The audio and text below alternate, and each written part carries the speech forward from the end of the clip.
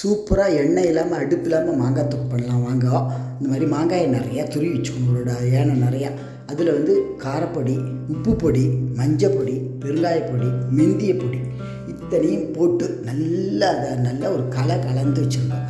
அதுக்கப்புறமா நல்ல ஒரு இதோட இந்த அளவை பார்த்து 3/4 பங்கு வெல்லம் போடலாம். தாராளமாக போட்டு நல்லா வெல்லத்தையும் போட்டு அப்படி ஒரு கலந்துருங்க. எல்லாம் ஒன்றா ஈவனாக ஆகணும். அப்படி கலந்து அது நல்லா ஹோல் நைட்டு ஒரு அரை நாள் ஒரு நாள் போல் நல்லா வச்சுட்டாக்க நெகிழ்ந்துட்டு நல்லா வந்துடும். இந்த மாதிரி இப்போ இதை கட்டில் போட்டு நல்லா பரத்தி வெயிலில் வச்சிடணும்.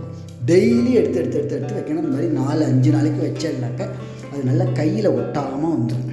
இப்போ நீங்கள் எடுத்து பார்த்தெல்லாம் கரண்டியால் பார்த்தா அழகாக மாங்காய் தொக்கு மாதிரி வரும். கையில் எடுத்து பார்த்தா ஒட்டாமல் வரும். இதை இன்னும் 2 நாள் வேணும்னா உங்களுடைய சௌரியம் போல் கூட வச்சு அதை உருட்டியும் நம்ம வச்சுக்கலாம். இல்லை 1 நாள் 2 நாள் காய்ச்சல் முன்னாடி பார்த்து மாங்காய் தொக்கு மாதிரி இந்த மாதிரி பாட்டிலில் அழகாக போட்டு வச்சுட்டீங்கன்னாக்கா உங்களுக்கு எத்தனை நாள் ஆனாலும் வீணாக போகாது. வெளியில் வச்சுக்கலாம், இல்லைன்னா ஃப்ரிட்ஜ்லேயும் வச்சுக்கலாம். ரொம்ப நல்லாயிருக்கும்.